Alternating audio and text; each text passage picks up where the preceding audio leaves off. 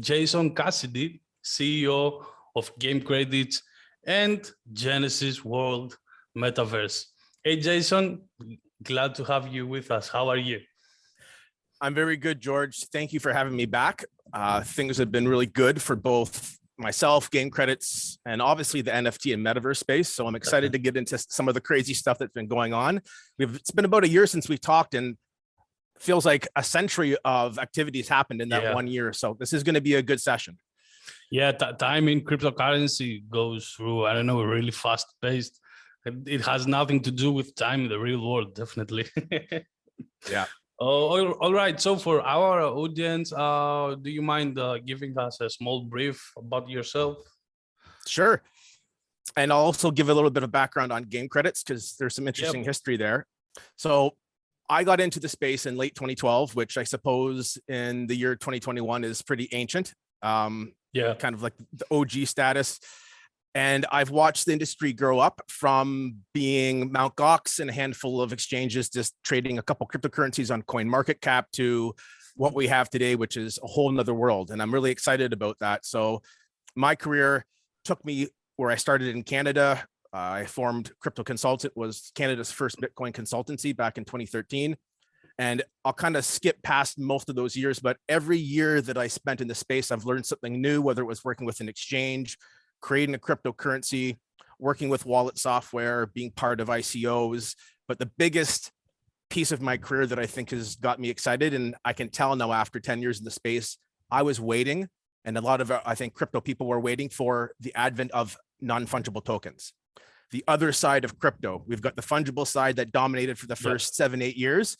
And now there's a lot of us that are saying, hey, I'm a collector. I was doing that as a child. This speaks to me.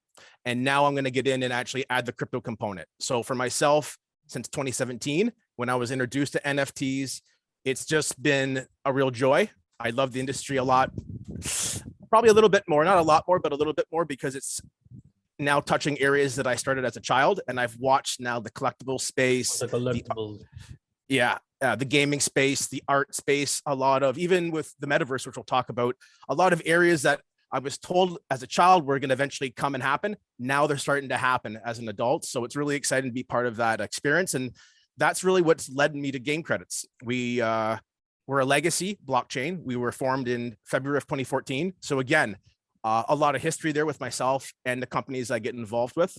So we're the first gaming cryptocurrency in history. And we moved to the Ethereum network right around the time, George, that you and I talked last summer. And I remember.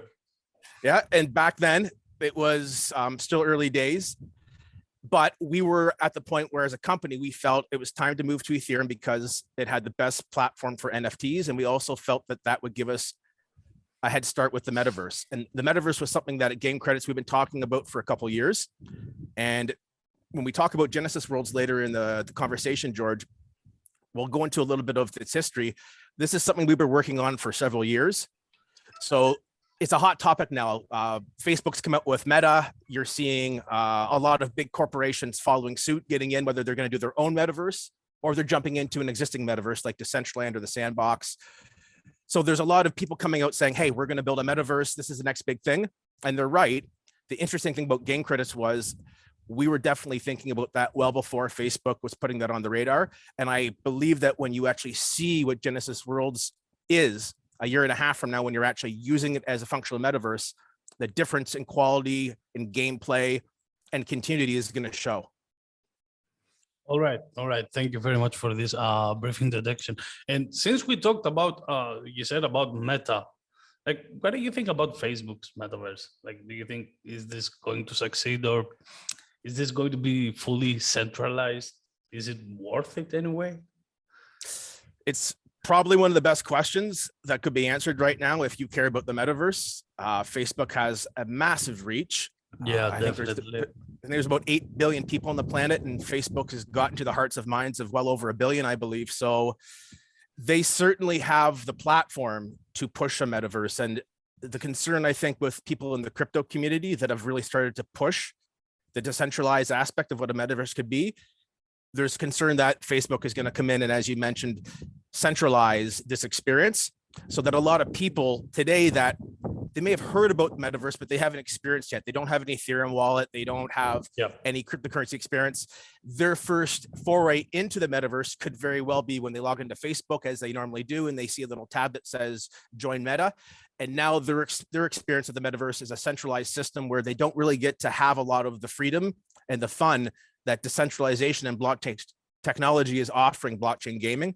So I believe you're going to have a camp that is on the fence. You're going to have a camp that's very supportive of a centralized system. You're going to have a lot of crypto people that are a little bit leery. And I try to keep an open mind, George, but I am going to be I'll be watching with a cautious eye.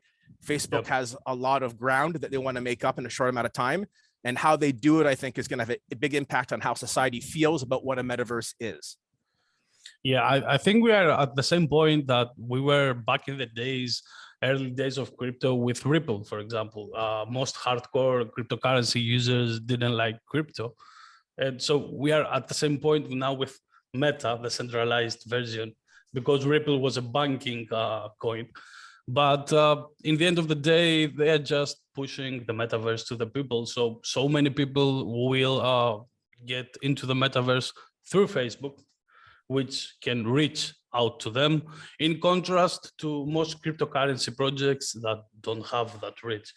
But enough for Meta, and let's talk about more serious things, which is Genesis Worlds.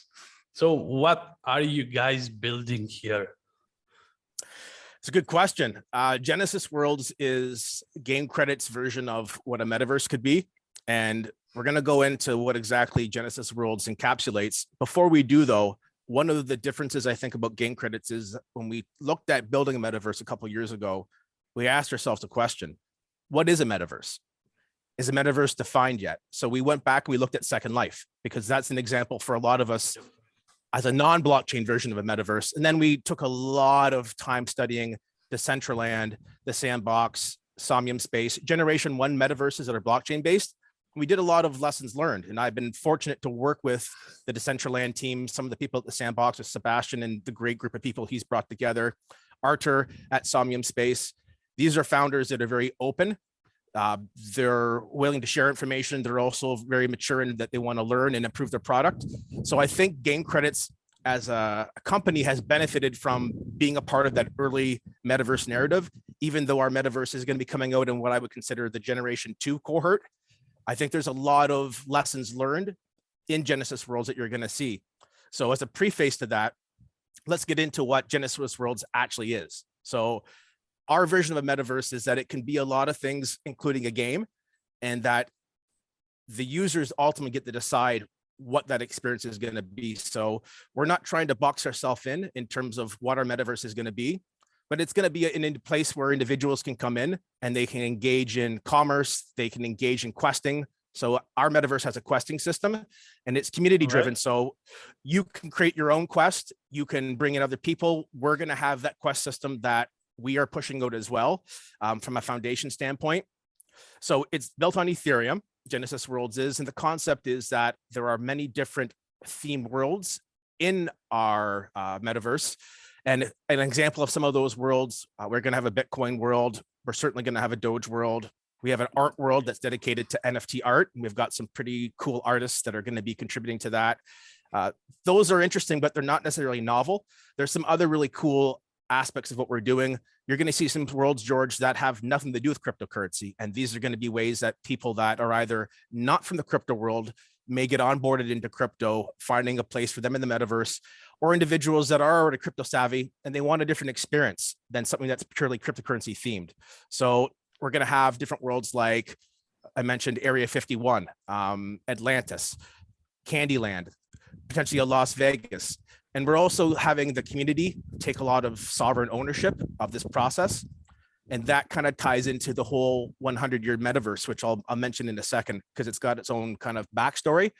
But one of the ways that we plan on having Genesis Worlds metaverse survive for well over 100 years is that we're going to be doing a really good job working with our community and having them take over parts of ownership slowly but surely over the next 100 years. And that's a very ambitious goal. So I want to get into a little bit of discussion later on in the conversation about why are we doing a 100-year metaverse, and why are we so confident that that's going to be something that's successful?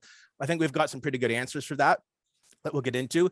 But if you're just being introduced to Genesis World's concept right now, we are on the cusp of coming up on our mining claim sale.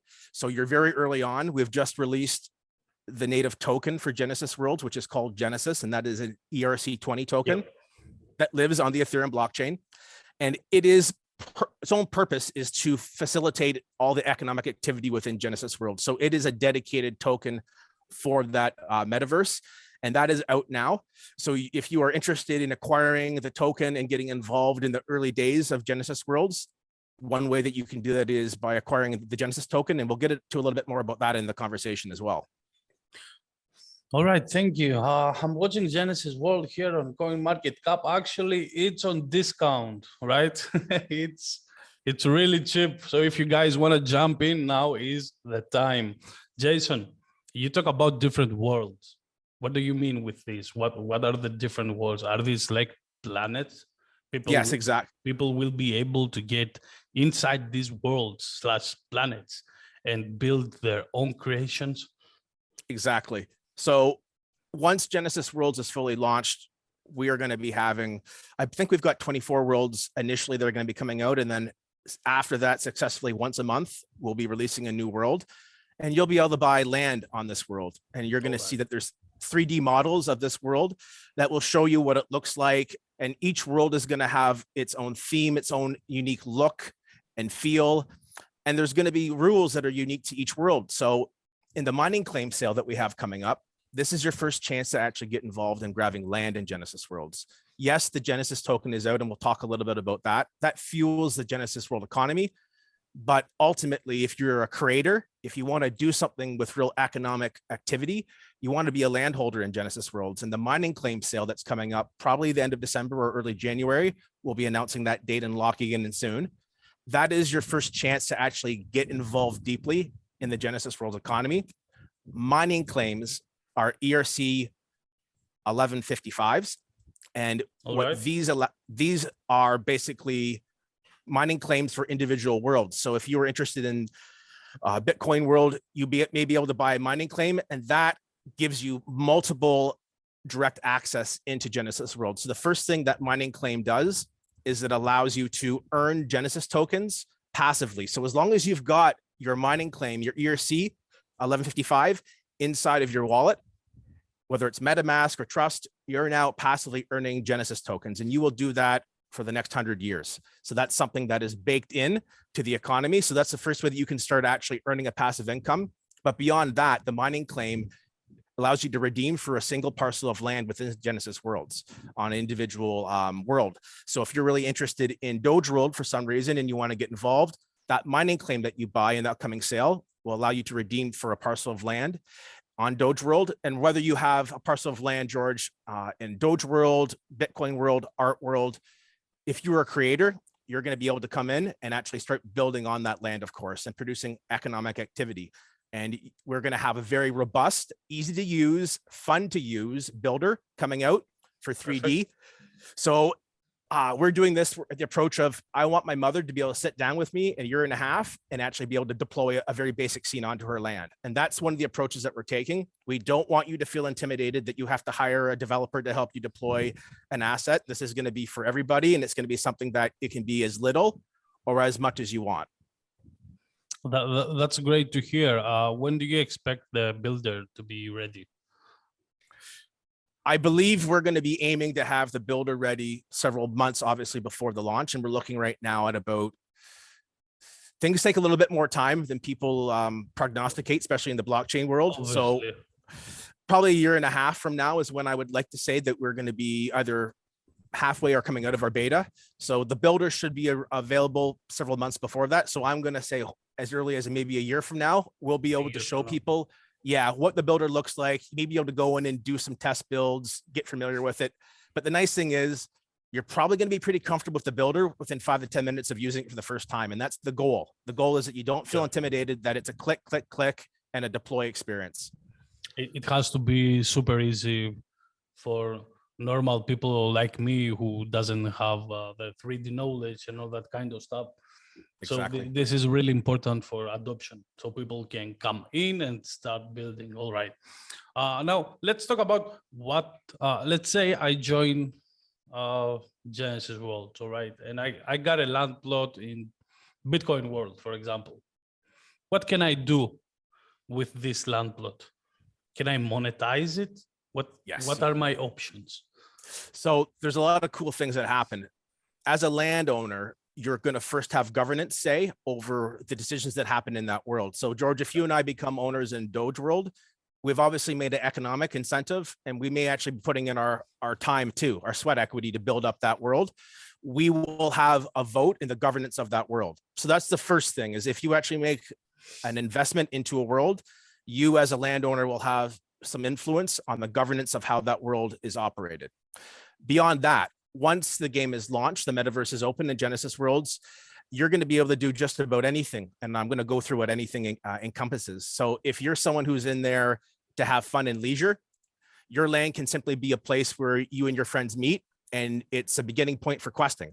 And you can go out and explore all the different worlds in Genesis Worlds and use that questing system to the full advantage that we're going to be building it out. But you could also take advantage of a lot of the economic opportunities. So you can build a functional business on your land. You can run events on your land. You could do educational opportunities on your land. You can even bring meetings into the metaverse and conduct real business, enter a lawyer's office and sit down and have a consultation. That's the future. It is. And I know these are easy things to say. We're going to do a really good job on educating all of our fan base on what you can do and how you can do it. And I'm going to go back, George, to the earlier comment, spending a lot of time in the metaverse before we actually did anything. We just spent a couple of years learning about the rules of the road. I believe you're going to see some of the benefits of that come through in how our product actually functions. We're making sure that we're learning from a lot of the mistakes. So the builder, making sure that it's at the very basic level and you build up from that. Ensuring that you work with your community from day one to make sure that they have a say in the decisions that are happening in the metaverse, and that we slowly but surely over time give them more of the reins as they prove that they're willing to step up to the plate and contribute. Also making sure that there's good educational resources. Let's not assume that this is something that everyone knows about. Almost nobody knows about this. So we have to assume that and prove to everyone else that we're able to bring them in and teach them that this is a fun thing. And if we don't do that, we can't expect to sit back and everyone just to show up. So we're taking a very proactive approach to education. We're very popular on Twitter Spaces and a lot of the other new ways to get out to the public and show them about what we're doing at Genesis Worlds. So essentially, to answer your question, with your land, you're going to be able to do anything. You're going to be able to rent that out. You can go ahead and flip that if you're just looking to make some money off appreciation. You can use it for leisure and go ahead and quest. You could build a man cave and watch sports with your friends on the weekend. Essentially, you could put up a build with a big screen TV and have a stream feeding in from somewhere else. So your imagination is going to be probably the only limitation that happens with your land on Genesis World. I like that very much. Now, let's say I don't have a land. I'm just a regular user who's joining the metaverse. What are my options? Now, we talked about the monetization aspect, but what about those who learn this virtual world long after the others, where the land is sold out and they can't afford to buy a land plot? They will be able to do what? Quests? Yeah, so we've really thought about this. And again, going back to watching how other metaverses in the early days built up, one of the concerns for myself was when I went to my friends and showed them some of these existing metaverses, George, when they came back to me, they said, Jay, this looks great, but I can't afford 5,000, 10,000, exactly. Right? So, what's in it for me? And, that got me thinking, because a lot of people aren't going to be comfortable putting in that size of investment early on, but they very well may want to do that after they've spent some time in there and learned what the economy can do for them. So how do we make sure we don't price people out and that we are catering to everybody? So at Genesis Worlds, if you hold the Genesis token, you're already part of that economy doing something. Holding the token allows you to engage in governance for the whole metaverse. So while owning land or a mining claim allows you to have governance over the individual world that it's attached to, if you hold Genesis token, that gives you ability to share in the governance for the entire metaverse. So you're going to have a say in the decision and the direction of the metaverse just for holding the token. But beyond that, this is going to be a play to earn environment. Yes, you're going to be able to engage in quests. We're also going to be, and I'll talk a little bit about this, George. I can't go into too much detail, but one of the big things for us, and I know you feel the same way, blockchain was meant to take walled gardens. As great as World of Warcraft was, as great as Fortnite is, League of Legends, they're walled gardens. We want to break out of that. And you know what I was sold when I first heard about Metaverse in 2017 was that one day you're going to be able to take your avatar from one world and go to another, take your in-game item and go here. And I got excited about that as a gamer. Hallelujah. Everyone's finally listening to us. Show me where it is. I haven't seen a whole lot of that yet. And I know good things take time.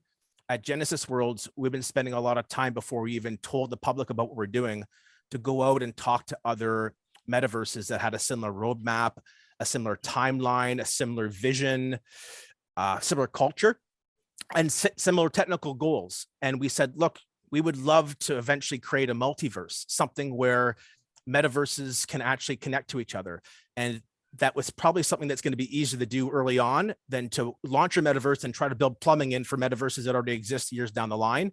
So one thing that we're doing right now is we're spending a lot of time understanding who are our neighbors in the metaverse right now. Yes, we know about the big metaverses, Upland, Decentralized, but what about these generation 2 metaverses? They're exploding. There seems that there's one every 10 minutes coming out.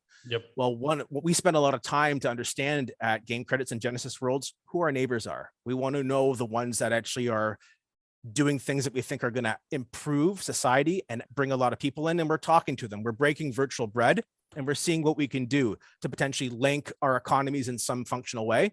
So I can't say too much more about that because these are long-term conversations. There's a lot of moving parts to these things, and in crypto, nothing's for sure until it's for sure. But I can tell you that the philosophy at Genesis Worlds is that the future of gaming is cooperative and complementary. It's not competitive and a lot of competition. I think for metaverses to really flourish, you're going to have some maturity as a gaming company and work with other gaming companies that have similar goals. Otherwise, you're going to fragment this population of gamers into these little silos. And we already saw what happened for the last 30 years. Yeah. I'm not interested, and I don't want to go back down that path.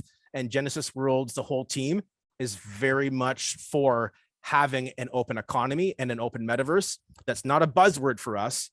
That's something that we're spending a lot of time on. And I'm hopefully going to be able to show the world, along with the rest of Game Credits, that in the future, the metaverse truly is complementary. It doesn't have to be competitive. I couldn't agree more with you in this. And since we talk about collaborations, I believe that Genesis World will be open and to collaborate with other metaverses, right? That's correct. It's a big, it's one of our biggest priorities right now. Obviously, we want to produce a really good experience, but part of producing that experience is allowing other experience to take place that you wouldn't be able to produce within your own world. So again, you'll see some of the fruits of this labor down the line.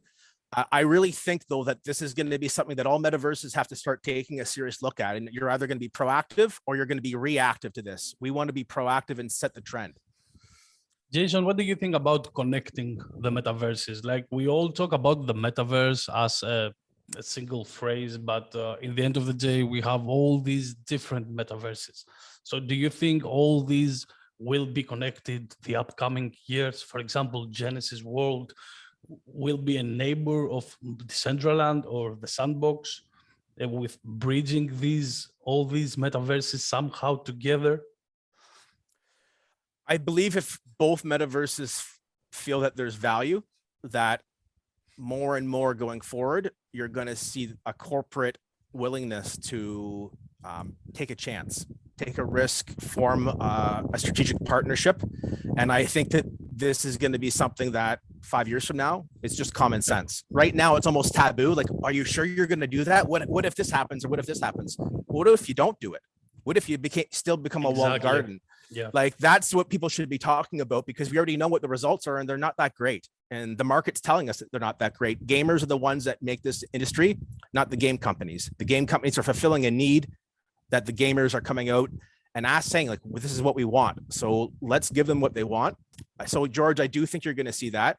I also think you're going to see that there's going to be a consolidation period coming, because there's so many metaverses coming out. And like you said, well, what is a metaverse? This one says it's this one says it's that. Are they both metaverses? Is only one or the other? And who's the authority on this? Well, it's so early on. I think we're the authority. Everyone's the authority. I think the market will decide that.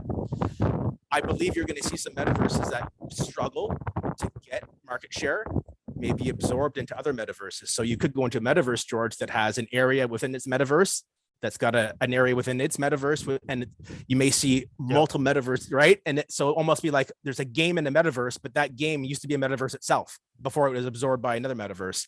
So this is going to get really fun and exciting. If you're someone who's sitting back and watching this, things are going to almost like in space, they're going to collapse and orbits are going to suck certain things into each other. And the experiences are all going to kind of be one seamless experience, I guess, ultimately. Experience. The truth, Jason, is that as myself watching the blockchain gaming industry for a couple of years, I see so many games adding the metaverse word next to their names. Like everyone is trying to make money out of the metaverse word. So the truth is that we have a lot of, allow me the expression, shitty metaverses that definitely won't make it up. The whole scene reminds me the 2017 ICO where yeah. So we are in the far west here, but yeah, things will take their normal path, I believe, from maybe next year or so. All right. Let's talk about tokenomics, shall we? You have your own token, which is how much? It's the max supply. So Genesis Worlds eventually will have a max supply of 1 billion, but that emission will not reach that mark until probably 100 years from now. 100 years, all right. Yeah, so right now, I think the total emissions of Genesis Worlds is very small. We're talking in the millions of coins because the token was just launched about 3 weeks ago. So it's not something that's easily acquirable because the only way that you can get the token right now of Genesis is by holding game. And if you go to genesis.game, our website, you'll see that we've got a farming portal.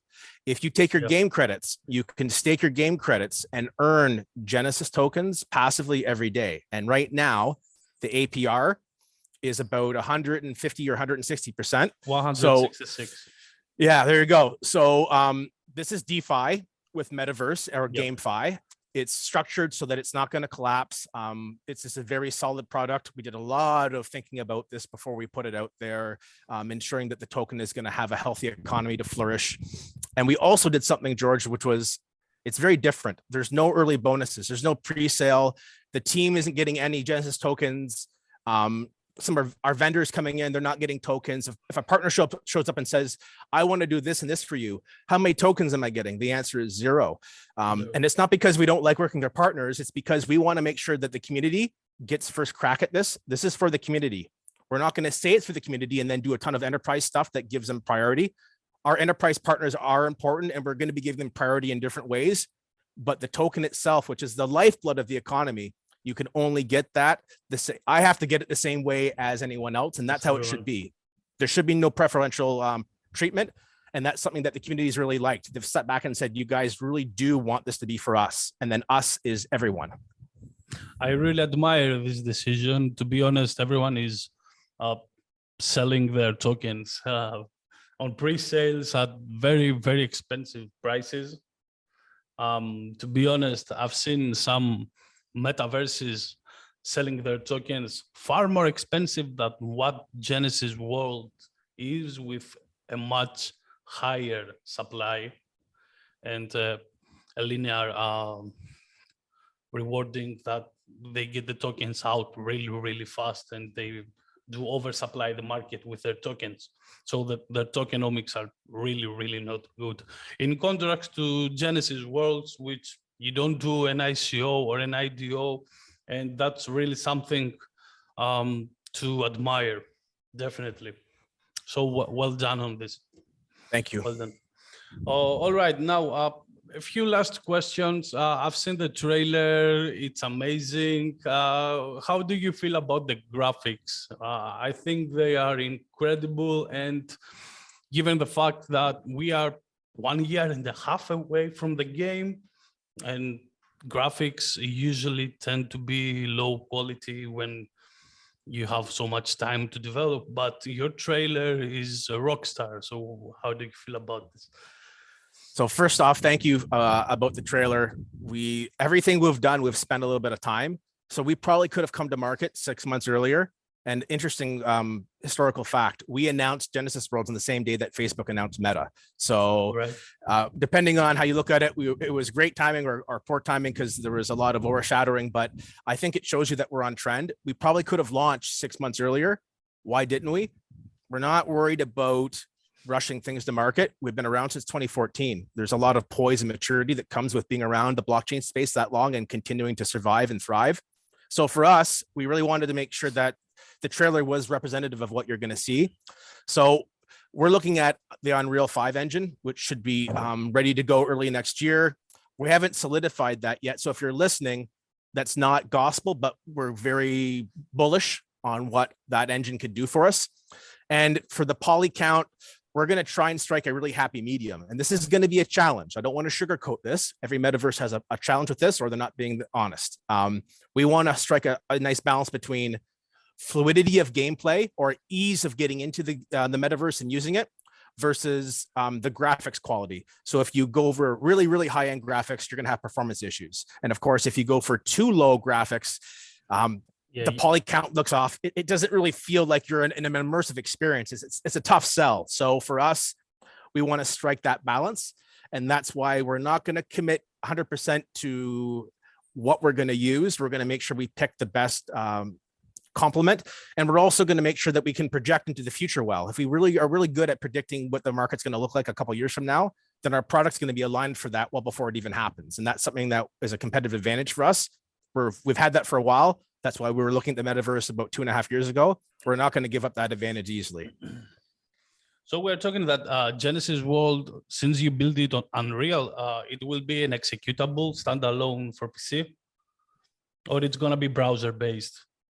We're going to look at the best. Ideally, we want the user to have to do as little as possible to get into the game. So if you have to download an executable, that opens up a lot of complexity. So that's going to be one of the real determining factors for us, is the quality of the gameplay. Is that impacted by the lack of ease for actually accessing the gameplay?